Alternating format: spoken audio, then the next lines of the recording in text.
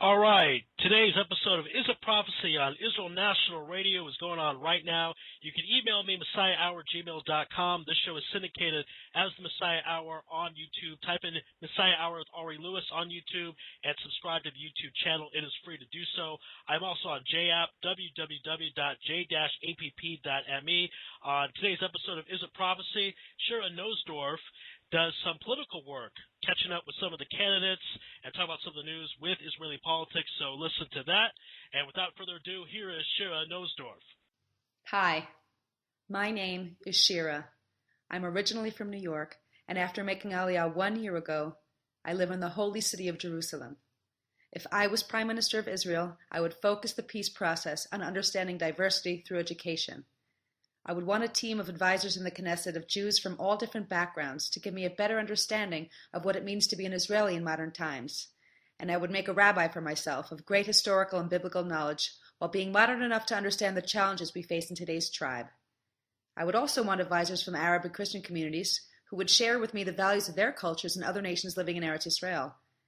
And I'd ask them to help me come up with a fair peace process, provided they all recognize that the state of Israel is one nation in which every Jew has the right of return and will never be persecuted for being Jewish.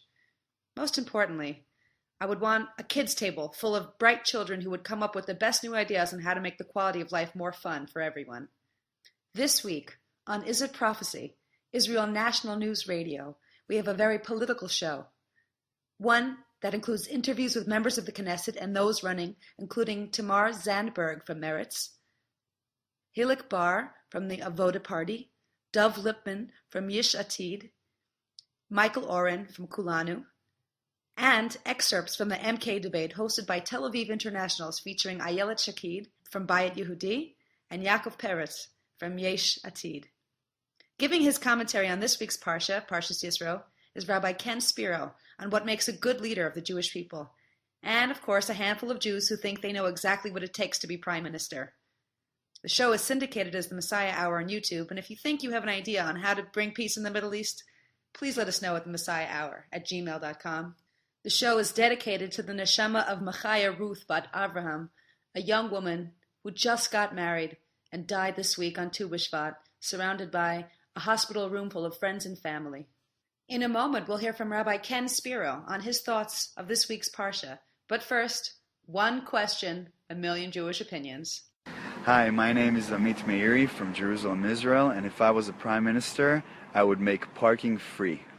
Hi, my name is Brittany from Petach Tikva. If I were Prime Minister, I would personally put a soldier on every bus, and if not every, most buses, with an armed gun to protect our nation and stop all terrorists from coming on the bus, and really be more precautious for any sort of crimes. Hi, this is Shmuel from Jerusalem, and I want to say that if I was a president, one day maybe I will, I want to suggest all the presidents in the future to put music everywhere, in the squares, in the synagogues, in the Knesset itself, in the airports, everywhere, in the airplanes. And I think it's going to change everyone's life. It's going to make everyone happy. This is number one suggestion for you. And do you think that will bring peace in the Middle East? I mean, maybe people will say, no, I don't like Mizrahi music. No, I don't like this music.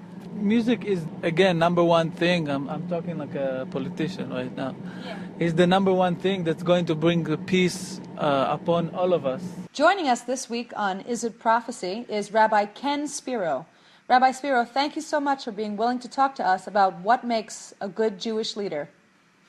Oh, thanks for having me on your show.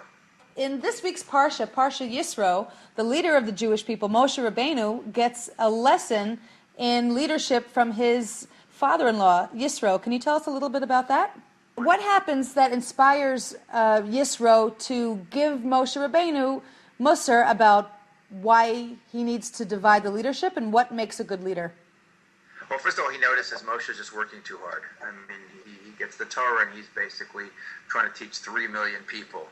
It obviously makes for difficult crowd situations and is very tiring for Moshe, so he makes a suggestion to sort of delegate the authority down to a lower level of judiciary so that they can have like lower courts to adjudicate all of the things going on. But that leads to the the question of who should you appoint to be a political leader or a judge of the Jewish people. Right, so it's, again, it could be an apocryphal story. I mean, I've never seen it, a direct source for it, but it illustrates a very interesting point about the Jewish people, which seems to follow us throughout all of history, and you see it very early on in the book of Exodus, in that particular story, in that Jewish people, we are particularly, I would say, free-thinking, think outside the box, stubborn kind of people, which comes from the Abrahamic personality. I mean, Abraham's uniqueness was, he comes up with a radically transformative idea of one God, and, imagine coming up with an idea that is so incomprehensible and unacceptable to anyone.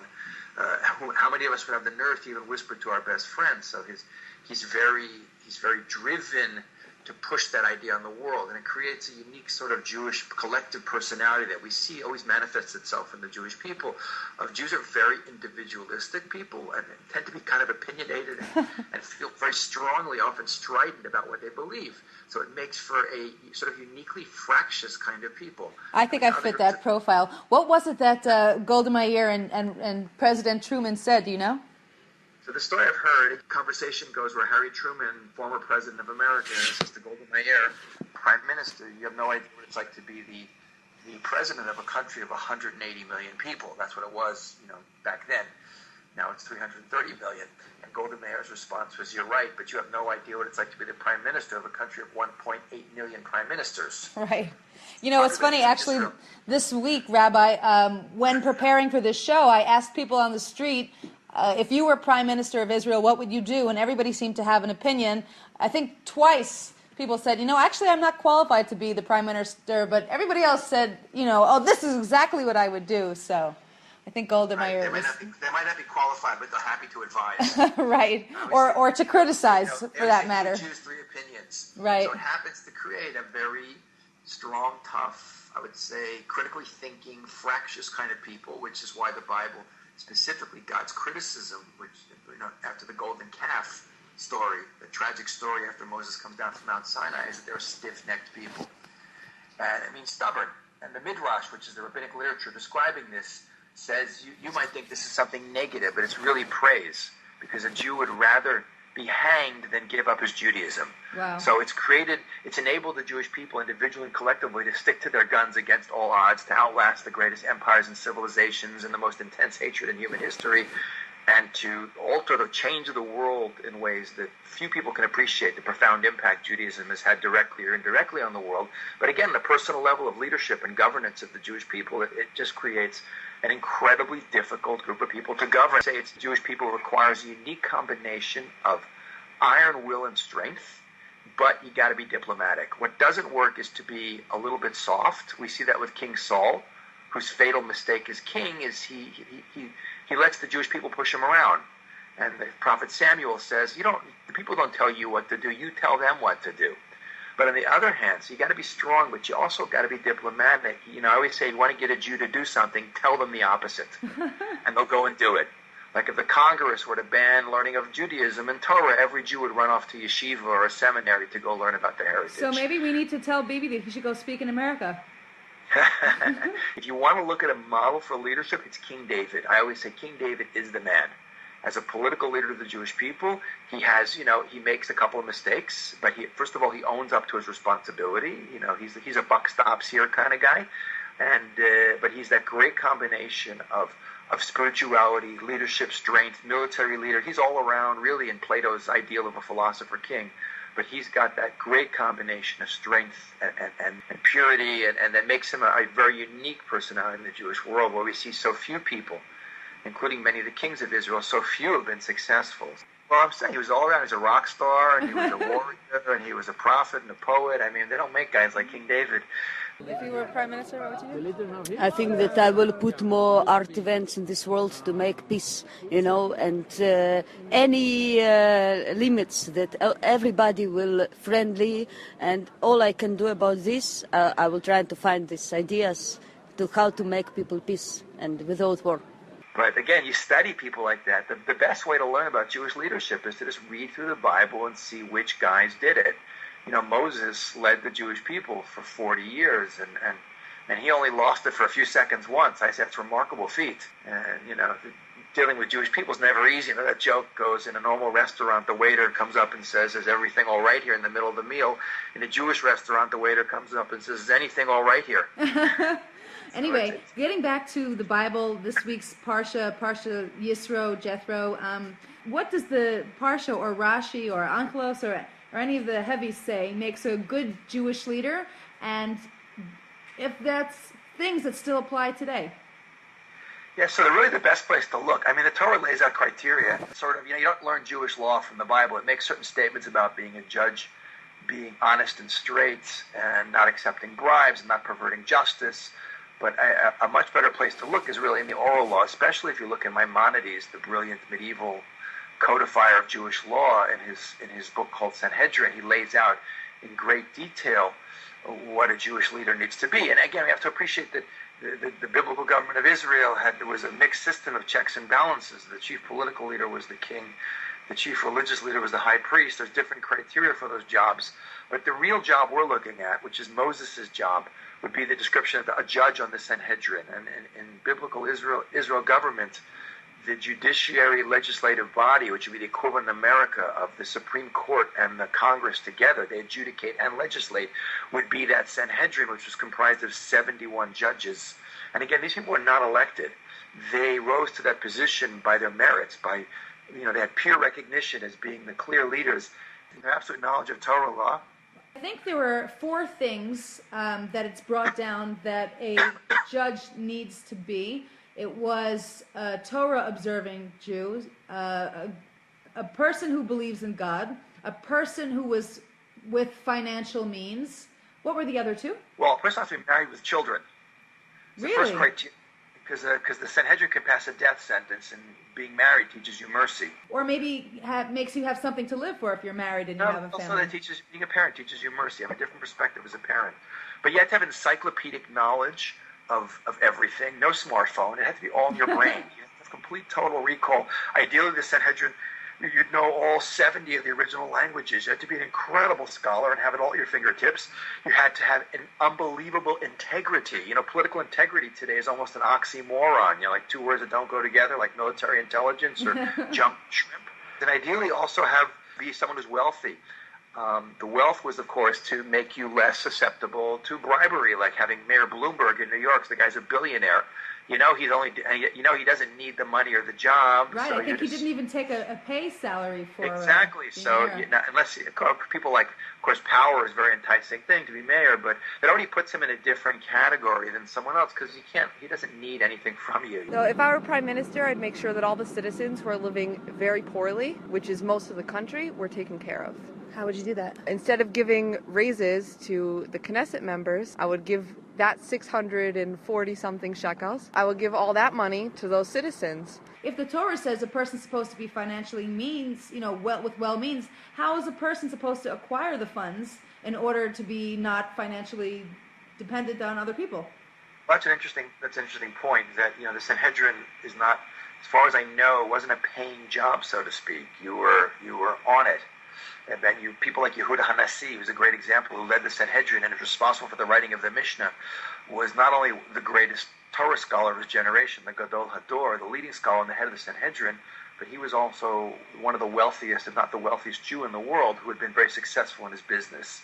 And by the way, we know that that's a criteria that has been overlooked. For instance, Hillel, who was a descendant of King David, whose family ran the Sanhedrin for many years. Hillel was dirt poor, so poor. There's a story in the Talmud about how he could not even pay the minimum entrance fee to enter the study hall. So it seems that criteria can be overlooked. So if I had to really narrow it down to 2 criteria that seem to be the overarching criteria that we would use even today, even though albeit the government of Israel is a parliamentary democracy and doesn't have the same makeup politically as the ancient biblical government, the 2 things that seem to be the main characteristics are 1, encyclopedic knowledge, a huge Torah scholar, and someone who has incredible integrity, which first and foremost means that they fear God and they want to do the right thing. Alex, I live in Jerusalem, and if I would be a president, I would behave like a Jew and do everything necessary in my power to defend my country and to do according to the way of Torah. Otherwise, the state of Israel is not a Jewish land. Only by the statue of Torah it is, and being a president of that state, I should take it all the way from the Torah and continue it all the way from the Torah. Good luck to you, President. I'll take your place soon. Now, Rabbi, there were 4 people in the debate that I heard speaking, and 2 of them talked very strongly about a 2-state solution. As a Torah Jew, are we allowed to give pieces of the land away? How does that fall in during this election? And can we vote for somebody that says we should make a 2-state solution? So again, almost everything, you're asking like a halachic opinion in Jewish law, I can almost certainly tell you that it's not clear-cut.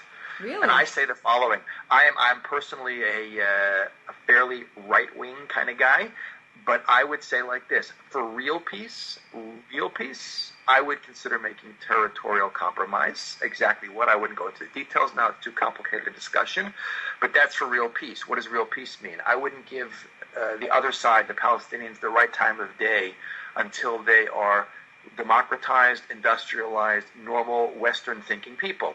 And one of the great lessons we learned from democracy is no democracy has ever gone to war with another democracy in history, because democracy is peace between peoples. Democracy making peace with totalitarian regimes, which are what Hamas and the PLO, Fatah are, or all of our neighbors, as a matter of fact, Syria, which is no position to do anything. All of these countries, the piece of paper they sign is worthless. They can choose to keep it if they like, but it really means nothing, because peace with dictators, we learned this from Neville Chamberlain making, 1938, visiting Adolf Hitler. So I would say, given the current status, to make territorial compromise and put ourselves strategically at risk with people who have no intention of keeping anything they sign is suicidal stupidity. My name is Karen from Yerushalayim. And if I was Prime Minister, I would believe that Hashem has given us this land, it is ours, and to not give back 1 inch of land. Hi, who are you and who are you representing today, and why should we as Olim pay attention to the values that you are sharing? I'm a member of Knesset Chilik Bar, Secretary General of the Israeli Labor Party, what called the Zionist Union, together with Hatnoah and Tzipi Livni. And you should vote for us because, not like Benjamin Netanyahu and his colleagues, we are offering hope. We have a lot of desperate, we have expensive living that our young generation cannot afford. We have affordable housing is not something that exists in Israel. Our parents were much poorer than us, but they could afford a house and we not. Our security situation is not good. Our international affairs is not good. And actually, in any possible way, this government has failed. And we are offering something else. We are offering 2 dishes for the next voters. One is used one that didn't provide not a good taste and not a bright future for Israel. And there is a new dish with a very, very good forces inside our list that will make Israel much better. We offer hope. I must tell you, as an American who made Aliyah, I unfortunately voted for a person who sold me on the dream of hope and then turned around and time after time is attacking the country that I now call my home. So when you say hope, Obama. So Obama sold me on hope, and what I got was a country that was very anti-Israel. So that's just on a personal note, but what does hope mean in terms of a practical application? First, I don't think that the American government is anti-Israel, with all due respect to your ideas about it. I think that Israel and our Prime Minister made a huge effort to have not a very nice voices from the President Obama, and I don't think that he's thinking or having any actions that is against Israel. President Obama is pushing for 2-state solution, which is the real Zionist dream. Our Prime Minister is pushing for 1-state solution, which is the end of Zionism. So in many ways, I think like President Obama. Am I anti-Israelis by wanting to divorce from the Palestinians and ensure a Jewish majority? No. So I think that, and by the way, we are not offering new something. The Labour Party have established the State of Israel, have established the main fundamentals, issues and principles that Israel is based upon. Okay, equality. And what about the idea that if you give them an inch, they'll take a mile, or catering to screaming children who constantly attack us with terrorism? We're here now in Tel Aviv, and we just suffered a bus attack. How do we know that a 2-state solution is going to bring peace and not further terrorism? First, right now we have terrorism, we have bus attacks, we have children running by cars, we have suicide bombers. So it's not that the situation right now is good. And Israel proved before that when we made with Arab states, which are much bigger than the Palestinians and much worse of an enemies than the Palestinian, Jordan and Egypt, this peace held. This peace was sustainable, and it's even held under an Islamic Prime Minister Morsi. So which means that when we have leadership in Israel and leadership in the other side, also we have a hope for peace which is sustainable. And I think that we cannot afford ourselves to believe that this conflict is unsolvable. I think that it's hard to solve, but I think that a courageous leadership that will cross the Rubicon, both here and in the Palestinian Authority, and by the way, it's not just the Palestinian, it's also other states around us, peace is reachable. We cannot afford it. And as for the other option is that we will annex the territories like the Jewish home wants, but with these territories we will annex 2 or 3 million Palestinians that one day will vote for our prime minister and we will lose the majority. If they will not vote, we will be an apartheid state. I'm not willing to live not in an apartheid state and not in a state that we will have a Palestinian prime minister, and this is very close to happen. I want to ensure a Jewish majority in my country, not in stupid laws in the Knesset, but on the ground, de facto. And this is just by divorcing, say goodbye, a very nice goodbye to the Palestinian, promise that the next peace with the Palestinian will be the end of all claims. And by the way, you are saying they ask for an inch and they will then ask a mile. We will decide what will be the agreement that we will sign. We will decide what we will give up or give away and what not. This is in our hand. This is why we have to negotiate with them and not to make a big show like this last 9 months of negotiation. It wasn't a sincere and genuine attempt, and I think that a government headed by Herzog will really give peace a chance. Even if it will fail, we should try again and again, because this is exactly Zionism. And what about peace between the religious and the secular? Last year, there seemed to be a lot of conflict between the secular and the more religious people. After the war and after the Three Boys, it seemed to have quieted down. But how will your party sort of maneuver between religious concerns and more secular concerns?